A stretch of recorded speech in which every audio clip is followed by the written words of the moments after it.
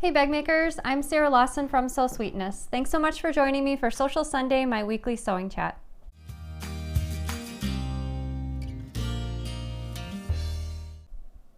Hey everybody, happy Sunday. Thanks so much for joining me for Sewcial Sunday. Danny, my comments. I see Karen's watching from Long Island, New York. Jackie from Maryland. Thank you everyone for tuning in, whether you're watching live or if you watch the recording of the show later on in the week. Just a friendly reminder before I get started, pretty much everything that I talk about on Sewcial Sunday are things that I've purchased myself. So these are not things that I'm getting paid to talk to you about, but cool things that I found that I'd like to share with you. And everything that I'm scheduled to talk about, I link to in the description. So if you're interested in finding out more about any of the notions, fabrics, books, or projects that I talk about during Sewcial Sunday, just check that link in the description and you can find out more information there. So the Sew Sweetness State and Country Group admins wanted me to kindly remind everyone, if you're not already a member of the state or country groups, or if you're referring your friends to join those state and country groups, all members need to be part of the main group, just because the state and country groups are kind of offshoots of the main Sew Sweetness group on Facebook. And the admins are kindly also requesting that they have a few short questions that everyone needs to answer to be approved for the groups. And they just kindly request that all new members that are seeking approval just answer those questions. They're generally short and easy questions, such as what kind of thread that you use or what kind of sewing machine that you have. So nothing terribly in depth, just easy questions that we use over on Facebook just to make sure that we're not getting any spam accounts or anything like that trying to join the group. So thank you very much for that. The notion of the week, my favorite part of the show generally is I'm actually wearing it. It is a posture device. I have to say, in the past few years I've tried at least 3 different posture devices that generally you strap onto your back to help fix your posture, or at least help move your body toward having correct posture. I've had bad posture for years, probably since I was a kid, kind of hunched over, and I'm sure sitting at the computer or sewing machine is not helping.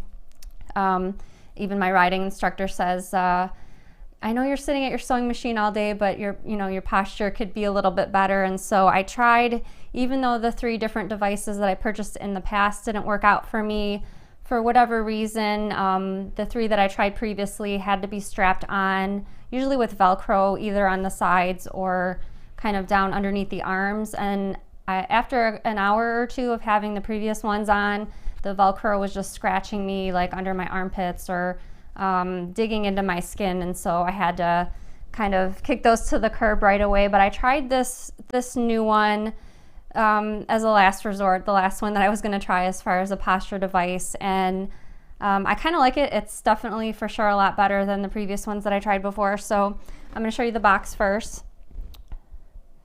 There you go. I did purchase this on Amazon. I was kind of surprised. The box was so heavy when I pulled it out, and the reason that this works is because it relies on weight. So I'm going to turn to the side so you can see, hopefully, it straps on.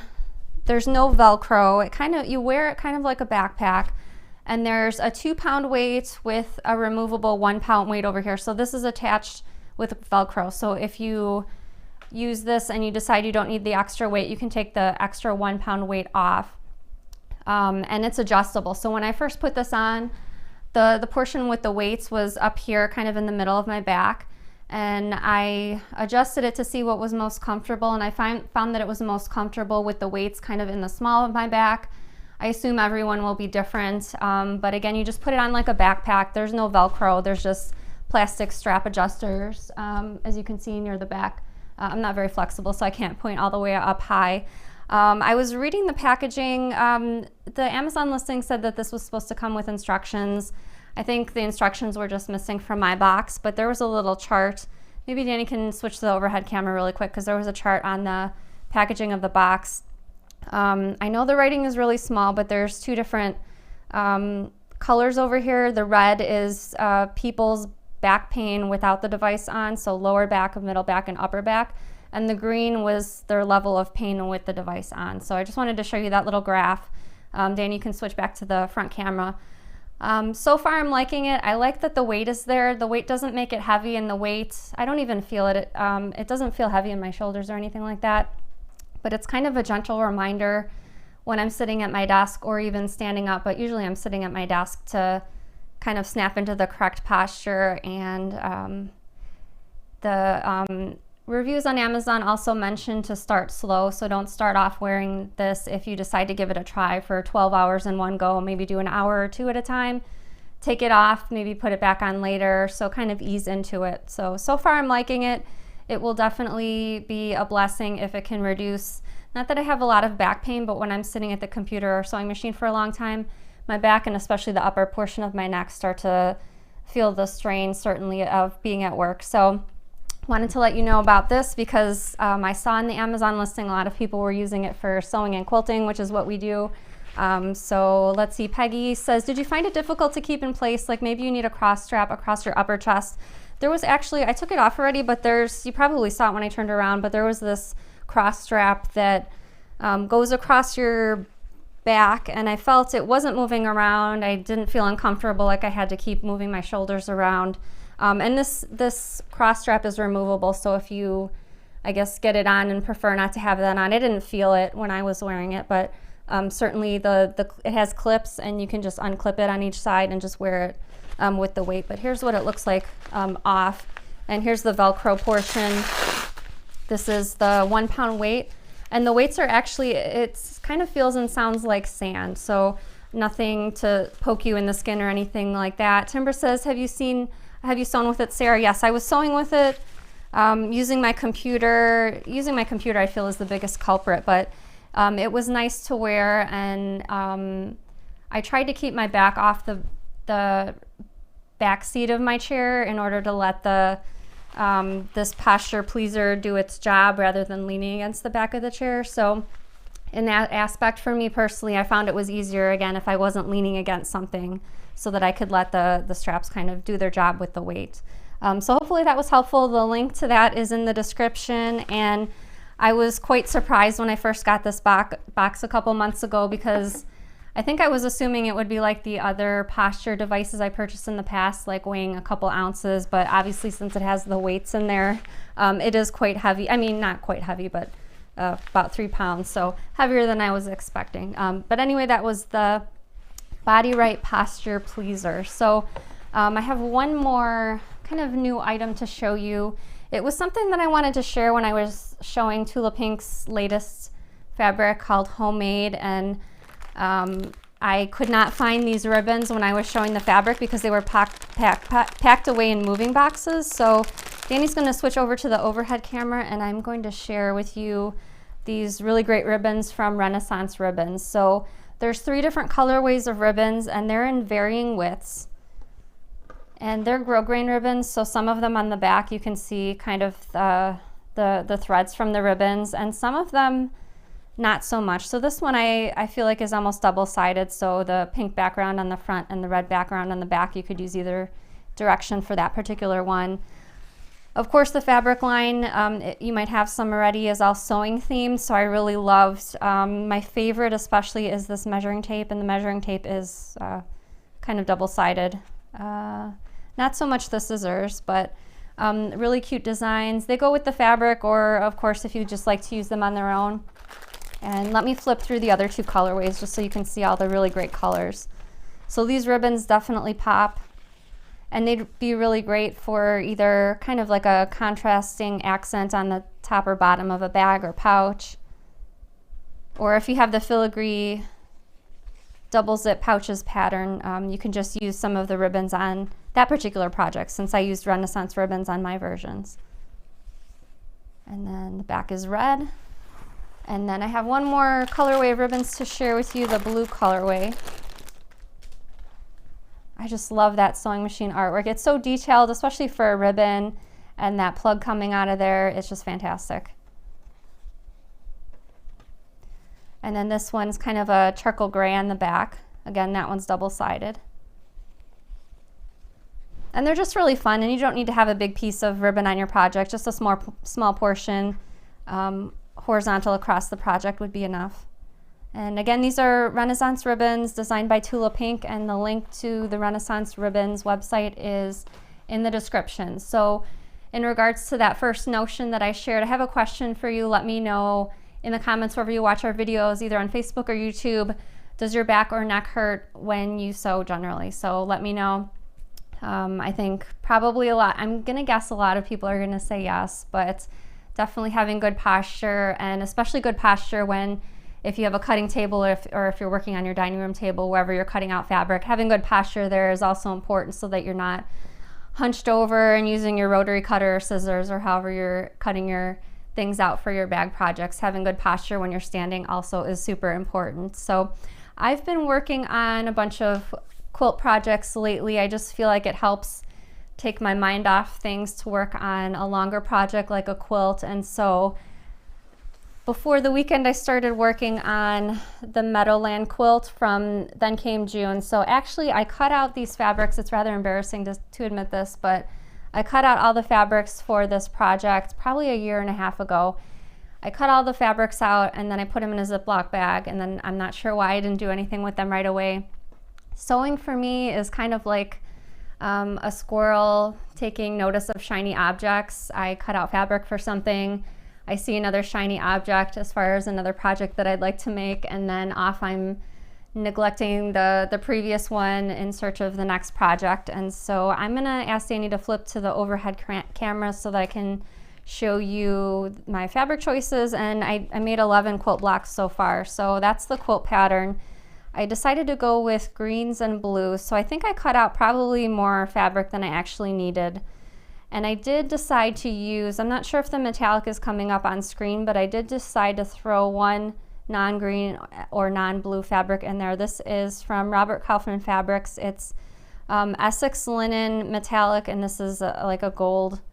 You can probably see it if I kind of tilt it a little bit. And these are the rest of my blues. So I tried to choose a range of blues and greens with some darks and lights thrown in there. And here's my quilt blocks that I finished so far. So it was really fun mixing and matching all of the greens and blues, and as you can see, I tried to throw that Essex linen in there. I'm not going to show you every single one because that would be quite boring, but I'm having really fun going through the blocks. I actually showed this block with a white background, I think it was last year, and one of the viewers emailed me, why don't you try it with the white, because I wasn't sold on the black background, and white definitely is the ticket.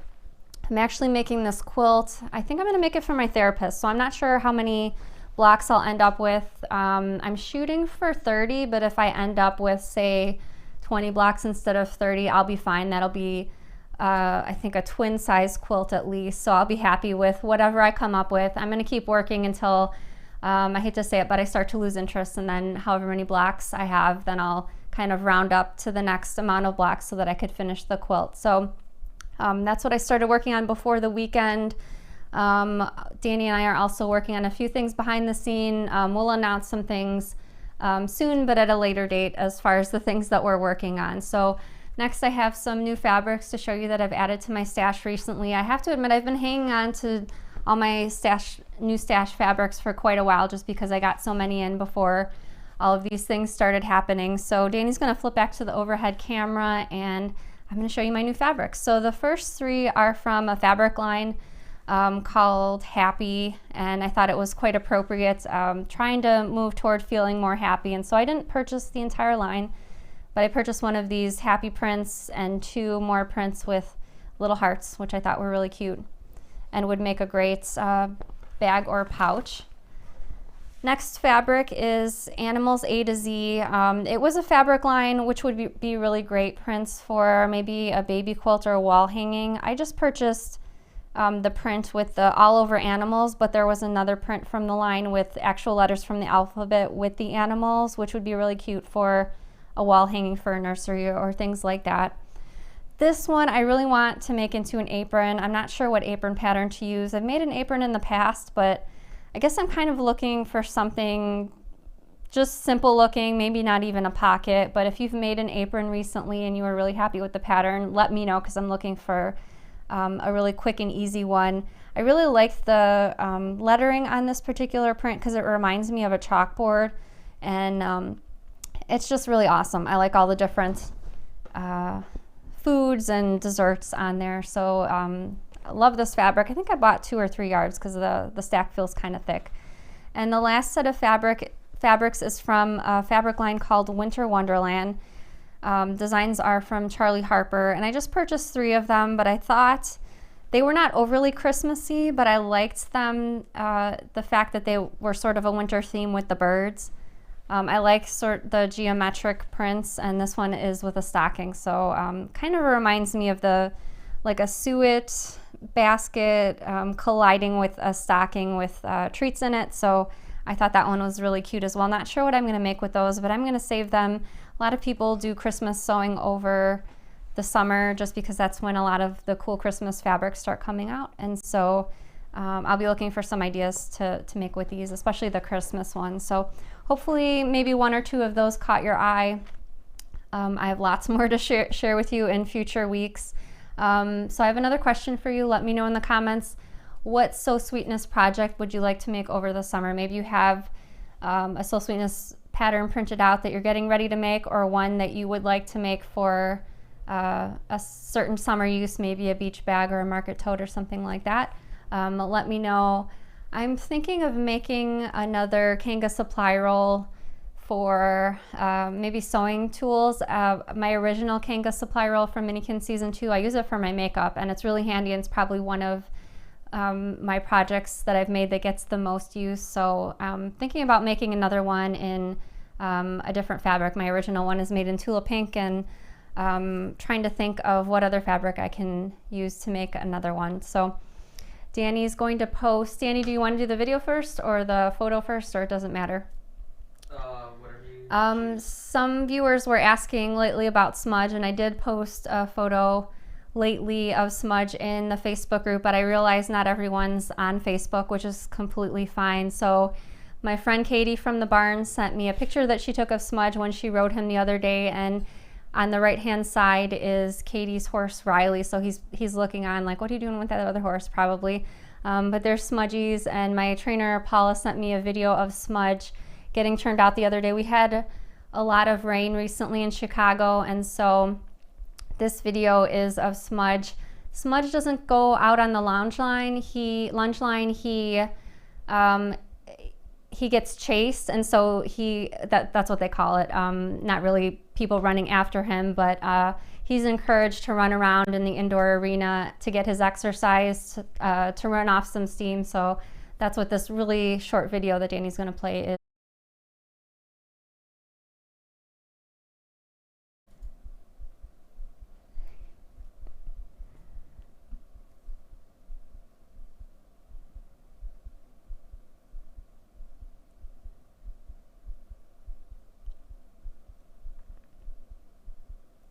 And I love watching that video. I haven't seen Smudge in like 2.5 months, but since my trainer sent me that video in the morning and sometimes before bed, I just, pop that video open and watch it a couple times, and it just makes me feel a lot better. So I'm sure I'll be seeing him soon, and he's doing really great, and hopefully enjoying going outside for the time being until the flies start to hit really bad, because that's what they do. All right, the book review that I have for this week is for a quilt pattern book. I made a wall hanging recently. I recently finished the quilt top, and so let me show you the book projects first, and then I'll show you my finished miniature quilt, I guess we can call it. So the book is called Charming Baby Quilts. It was written by Melissa Corey, and it's spiral bound, which I really like because it can open flat, and so it has a bunch of super quick and easy quilts that would be great for a baby, or if you just want to make a fast project. So I'm going to show you all of the projects in the book. They're all accompanied by full color illustrations, which are really easy to understand. This is the project that I made. I made mine slightly smaller just because I wanted it to fit on the wall behind me eventually. But there was a quilt along going on recently using this book over on Fat Quarter Shop, in which they used all of the quilt patterns from this book to make a sampler quilt, which I really loved how it turned out. But these are all, as you can see, all super simple. I'll take between 1 and 3 charm packs. The quilt that I made used 2 charm packs, and I used 2 Allison Glass charm packs for my project. So just really quick and easy projects to come together. I had a lot of fun making mine, and mine was all half square triangles, hugs and kisses, so these are all X's and O's.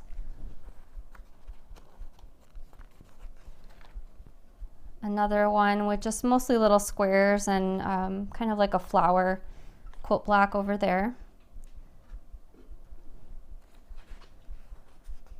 So it's kind of not a super long book, but the projects, like I said, are really all super simple and to the point. I might eventually make the sampler quilt based on this book one day because I really liked how it turned out. My friend Pat Sloan made one, and I really love hers. I think there's one more, yep, star quilt over here. So Danny's going to put my picture on the screen of the miniature quilt that I just finished. There's me outside holding the quilt, and I used 2 different fabric lines from Allison Glass for mine, and like I said, it was 2 charm packs, and then I just used white for the background fabric.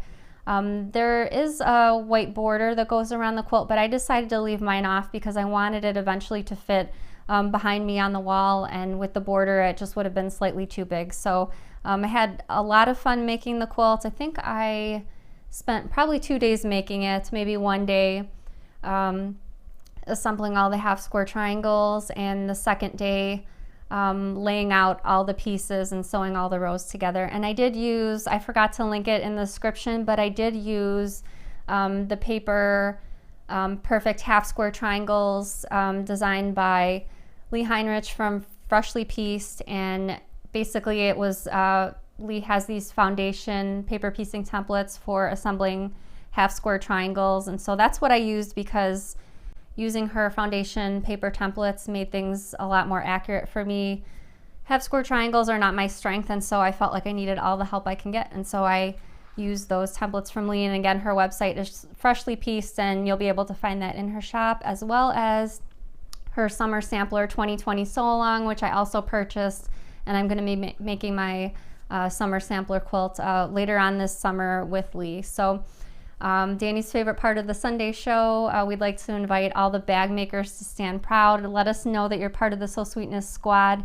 I really appreciate your support. Thank you for watching our show, and I always have fun every Sunday when we can come to you live, and like I said, a lot of fun things planned for this summer. So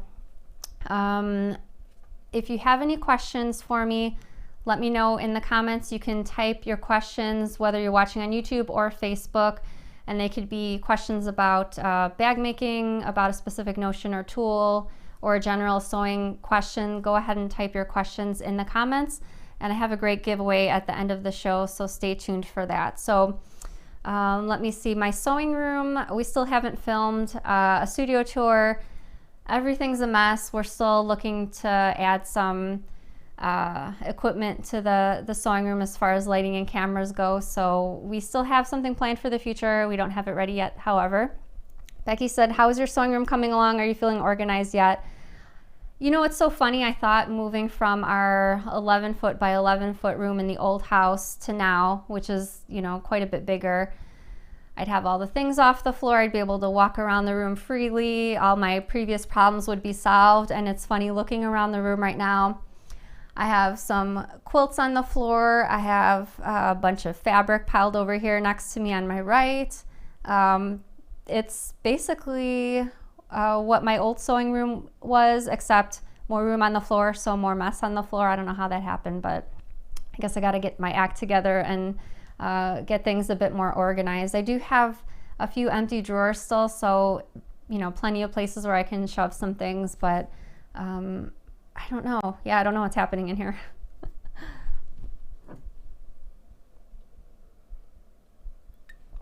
Linda said, it would be totally interesting if you showed us all your quilt blocks. You have an amazing color sense. They're all so beautiful and very inspiring. Makes us want to make a quilt too. You know, I thought maybe it would be boring flipping through these, so maybe I'll do in the front camera, I'll pop all the quilt blocks up. I tried to mix up darks and lights and my greens and blues. There we go. Sorry about that.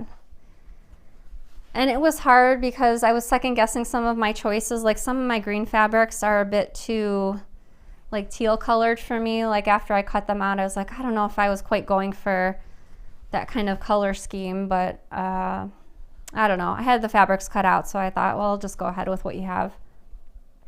I think they'll all look really nice when I put them all together because of the different hues. I think they'll sort of, one will flow from to the other nicely. This one's my favorite combination right here, like a light blue in the middle and two different shades of green over here. And I do like the blocks with the navy a lot too. And these are all a mixture of different solids. I don't have my solids labeled in my stash generally, but I have a lot of Kona solids, and I do also like Michael Miller's solids. Art Gallery solids are really nice colors. I have a bunch of Free Spirit solids, so any solid can potentially wind up in my stash. I'm not only sticking with a certain manufacturer as far as solids go. Dawn says, how many hands is Smudge? Actually, my trainer commented on one of my Facebook posts earlier this week. He's 16.2 hands high. Shelby, so he's, you know, quite a big guy. Shelby says, have you ever thought about making some of your patterns projector patterns? I actually, funny that you should mention this, I made Danny join a projector patterns Facebook group a few months ago. I joined the group myself, but then I thought, you know, I kind of got overwhelmed at all the, you know, the technology and the different projectors people were using, so I made Danny join the group, and maybe eventually we'll pick up a projector and have our patterns formatted for projector use. If you're not familiar, basically a projector beams down your pattern pieces onto your cutting board. You calibrate to make sure it's the correct size using usually a 1-inch square. And then because it's kind of beamed down with a projector onto your cutting space, you just are able to cut out your pattern pieces without having the paper. You just go off the lines that the projector transmits onto your fabric. A lot of people that are garment sewers also use projectors because it saves quite a lot of time, and especially if you're making a garment, you generally have quite a large piece of fabric laid out on your cutting table. So in a nutshell, I don't know a whole lot about it, but that's the basic ideas of the projector.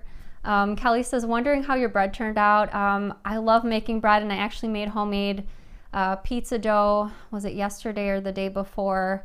It was whole wheat with honey. I highly recommend, a lot of you that watch the show recommended various recipes and websites for bread making, which I really appreciated. I think this was maybe a month or so ago. I absolutely fell in love with Steve's Artisan Bread on YouTube. I just love how he explains bread making. He has what he calls turbo recipes, which are quite a lot faster than letting the bread proof all day. And I feel like every other day I make a loaf of bread. William wanted me to make another loaf today, but we had the show coming on and I just didn't want to be crunched for time. I promised him I'd make a loaf in the morning. I said bread is easier to start in the morning so that you have time to, you know, it has to sit for a certain amount of time. I let it sit in the oven with the light on for an hour and a half, and then it bakes for 40 minutes. So I need a little bit of time. And the pizza dough came out. It was delicious. I feel like I need to get a better handle on the pizza dough. I think I like a thinner crust. It was my first time making it from scratch, so I think the crust was a little bit thicker than I would have liked, but still delicious, certainly edible, and it turned out great. Thanks for asking. Kelly says, I want to make a bag using 100% quilt cotton, and I use a Juki 1181, and that doesn't handle lighter fabrics. So what type of interfacing would you recommend? Actually, I think just about all of the bags that I generally make, I do use quilting cotton for the fabric. Sometimes I throw a little bit of accent fabric in, perhaps cork, but the main fabric is generally quilting cotton or once in a while a canvas fabric. I'm not sure what you mean when you say your Juki doesn't handle lighter fabrics. I'm not sure if that means it kind of sucks it in. But depending on the type of bag look that you're going for as far as structure, I use foam interfacing for my exterior fabrics, and then I generally use for my lining fabrics, again, both are usually quilting cotton. For the lining fabrics, I usually use Pellon SF101, which is also known as Shape Flex interfacing. Some people use Woven Fuse as well. I feel like they're very similar products, but the Woven Fuse just gives the lining a little bit of extra stability, so it's not such a thin lining. So Moni says, what is a good marking tool, and what snap and eyelet tool do you recommend for leather? By the way, I love your stuff. Thank you for sharing your gift. Thank you so much. I really, really appreciate that. That means a lot to me. Marking tools, I use a variety of them, depending on where in the fabric it's showing up, if it's on the right side or the wrong side. So friction pens, I do like using a lot. I have them in a few different colors just so I can cover all of my different lights and dark fabrics. Friction pens, however, even though they do go away with the heat of your iron, sometimes they come back, especially with cold weather. And by come back, I don't mean that the red mark, for instance, would come back. It generally leaves, if the weather changes and you do see a mark come up, sometimes it just looks like a kind of like an off-white line. So I like using friction pens, but for the wrong side of the fabric, or I like to use them when I'm cutting out my pattern pieces because I'm slow and boring and I like to draw my pattern pieces and then cut them out with scissors. So for that, I do use friction pens. If I'm marking on the fabric somewhere on the bag that would be seen after the bag is finished, I recommend Clover Choco, which is kind of a chalk liner pen. It has a little wheel that distributes the chalk, and it's really easy to use. I only like using the white color for Clover Choco, though. Clover Choco comes in different colors like pink, blue, yellow, and silver. I've had really bad luck with all of the different colors of Clover Choco except for white, because the colors did not go away for me all the way, and it was really disappointing, especially when I made a dress and I used pink Clover Choco, and the background fabric of that dress was like a cream color, so the pink marks unfortunately never went 100% away, so that was disappointing. But a third that I like using, I don't use as often as the first two that I mentioned, but I have the Soline Pencil Trio, which has a pencil in white, pink, and black. That's the particular one that I have, and you can change the colors, and it has all three of the leads in there. That's great, but I feel like I use that secondary to the Clover Choco. So in order of preference, I feel like the first two are tied, and then the Soline Pencil Trio I use a little bit less, but I use it still once in a while. I think, Danny, was there another question before this one? Or sorry, I was just talking, yeah. And there was a question about the grommets too. I use my tabletop press for grommets and rivets and all that. I've not come across a handheld press that I liked as well as my table press. But there are handheld presses available if that's more up your alley as opposed to the tabletop press. Susan says, I want to make a container for all of my Wonder Clips. My best guess is the small Kismet trinket boxes. Would that be the best choice if I want a lid, which is why I didn't choose the desktop cubes? Oh, you're very smart. Okay, so I actually happen to have, for the beginning of the show, I always like to kind of dance on the screen with a bag to cover the time difference between our streams starting on Facebook and YouTube. So that's, if you were wondering why do I do that at the beginning of the show, that's why I do that. So the one that I pulled tonight, I must have been reading your mind regarding your question, was the Kismet trinket boxes, and I had all three nesting inside. So this is the small one. I think that would be plenty for maybe 50. Well, I'm trying to think how many Wonder Clips I have sitting over there. I might have 100. I think you might be able to fit 100 if you have that many in the small one, or you can fit other things inside too. I don't know why I do this, but I tend to keep the sewing machine feet that I use the most tucked in with my Wonder Clips just so that I can grab them quickly. So I don't know why I do that. I've not lost one yet, but that's what I keep in the same container along with my Wonder Clips. So I don't know, but yeah, that particular project would be a really great choice for your Wonder Clips. Erica says, do you think you'll ever do a cord club again?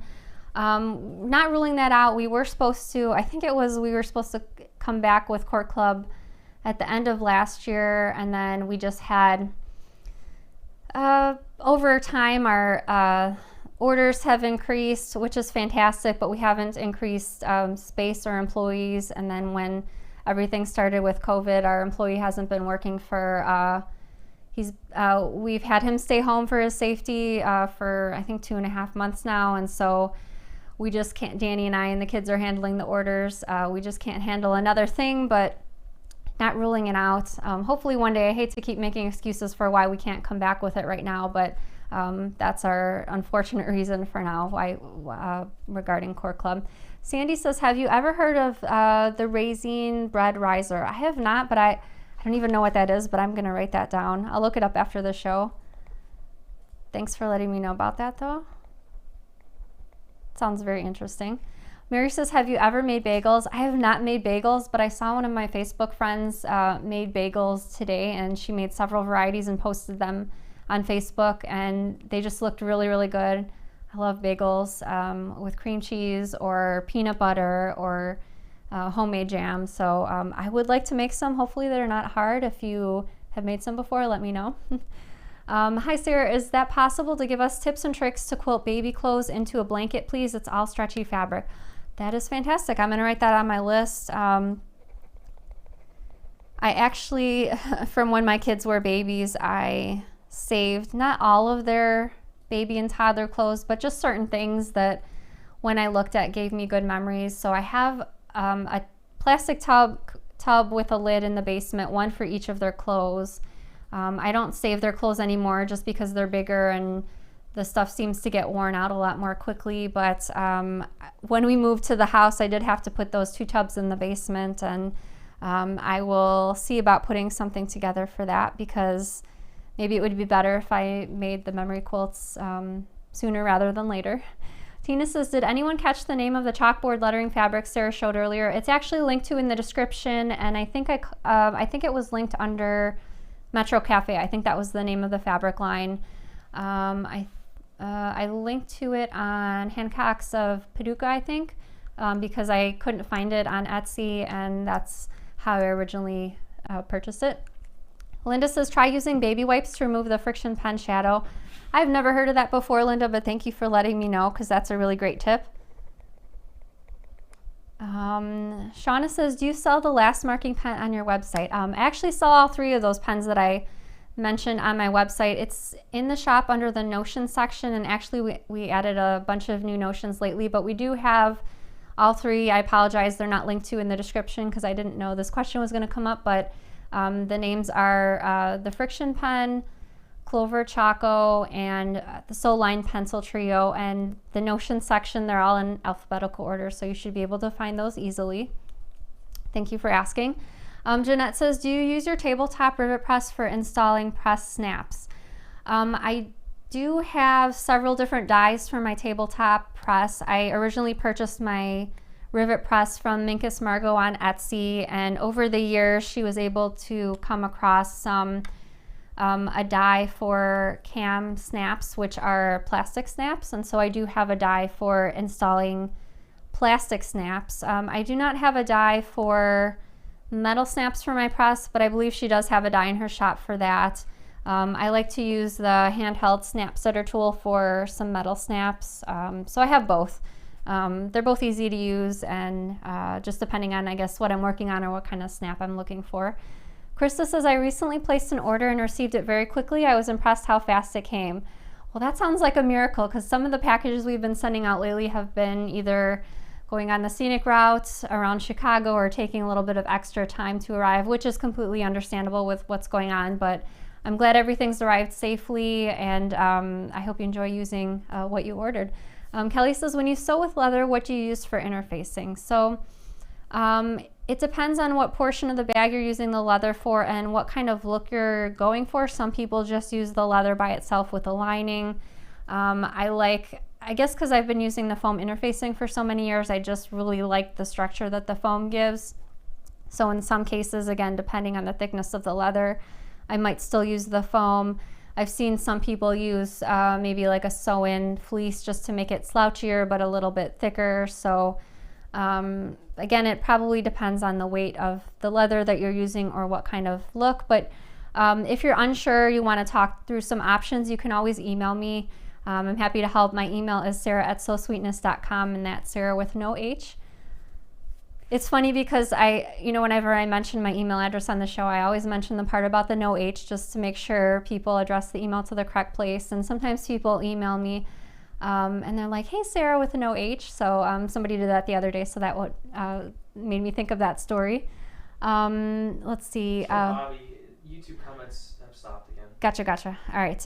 Bobby over on YouTube says, what do you use for a sewing chair, or have you considered a gaming chair? It's funny you should mention that, because Danny and I are, mostly Danny, is still trying to decide on a new sewing chair for me. Right now I'm using one of the dining room chairs, which is not ideal because it's a stationary chair, and I have to kind of, even though my computer and sewing machine are right next to each other, I have to move the chair whether I'm using my sewing machine or my desk, otherwise I'm sitting sideways, and so it's kind of annoying to move it back and forth.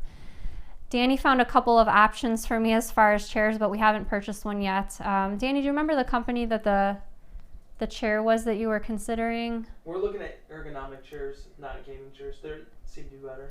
Danny says that he's narrowing it down to ergonomic chairs rather than a gaming chair. And I did mention to him, because he was looking at some chairs that had a headrest, because he thought that would be comfortable for me, but I said if I'm sewing or on my computer, I'm not going to be sitting like relaxing like that if I'm sewing, so hence the ergonomic chair.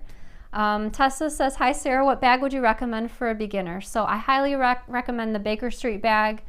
For beginners, it's a free pattern with a video, so I'll walk you through making the whole project, and it will get you a chance to sew with a zipper, which is always fun to do. Another one, if you'd rather not start with a project with a zipper, the Easy Leather Hobo bag, which you can make with other materials, doesn't necessarily have to be leather, but that one comes together fairly quickly as well. Those probably would be two of the easier ones. If you're looking for a smaller project, some great confident beginner smaller projects that are free and also accompanied by videos, perhaps the persimmon dumpling pouch, or the, what else? I have a box pouch pattern that would be fun to sew as well, and you can either use the lace zipper that I used, or you can use a regular zipper, a non-lace zipper for that project. Paula says, what's your go-to foam interfacing? I really like using, or not like, I should say love, I love using by Annie Soft and Stable, which is a sew-in interfacing. There are a few companies that make foam interfacings. Pellon makes a few versions, a sew-in foam, single-sided fusible, double-sided fusible. Bosel also makes the same, and theirs is called Interform. You can use automotive headliner, which is kind of a foam product that is commonly used in like the ceilings of a car. That's why it's called automotive headliner. If you're working with a foam product that's not specifically an interfacing, you want to make sure you get not a naked foam, and by naked foam I mean foam interfacings generally have a really thin layer of fabric on the top and the bottom of the foam, and that makes it really easy to glide through your sewing machine and not get stuck on the feed dogs. But if you use a product that is quote-unquote naked without that layer of fabric on the top and the bottom, it'll kind of drag on your feed dogs. Anything that you buy specific for sewing, like the 3 products that I mentioned, will have you covered as far as the top layer of fabric. So as long as you're not buying Pellon naked foam, you'll be fine as far as the Pellon or by Annie's or Bosel products that are out there. Becca says, have you ever sewn a bag from duck canvas? Do you think it's too thick to turn an Annex box pouch right side out? So duck canvas, it is a little bit thicker, and I don't want to call it stiff, but a little bit stiffer than quilting cotton. You can even potentially use that type of thicker fabric without the interfacing, or if you want to reduce the interfacing, maybe use, say, either a sew-in or a fusible fleece instead. You might not necessarily need, especially in a small project like the Annex pouch, you might not need the foam interfacing in combination with the duck canvas. It might be a lot, but you can definitely use it and just kind of reduce your interfacings a little bit. Hopefully that helps. Are you calling down the questions, Danny? All right, Danny's calling down the questions. I apologize if I did not get to your question live, but we'll be back again next Sunday, and Danny will be joining me on the show next Sunday. I do have a really great giveaway that I found when I was finishing unpacking my fabric in the basement. I found this really great fat quarter bundle designed by Luke Haynes for Moda. I've been hanging on to this, but I decided I did not have a specific project in mind.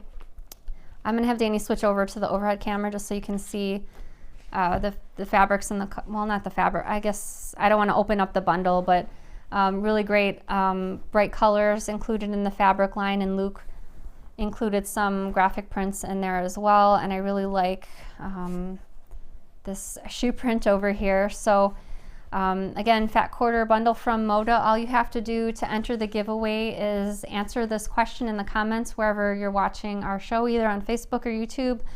What is your favorite non-traditional item that you use for sewing? So maybe you have a item that's generally used for hardware, or something you would normally keep in the garage that you use for sewing, maybe chopsticks. Let me know what your favorite non-traditional item that you use for sewing is in the comments.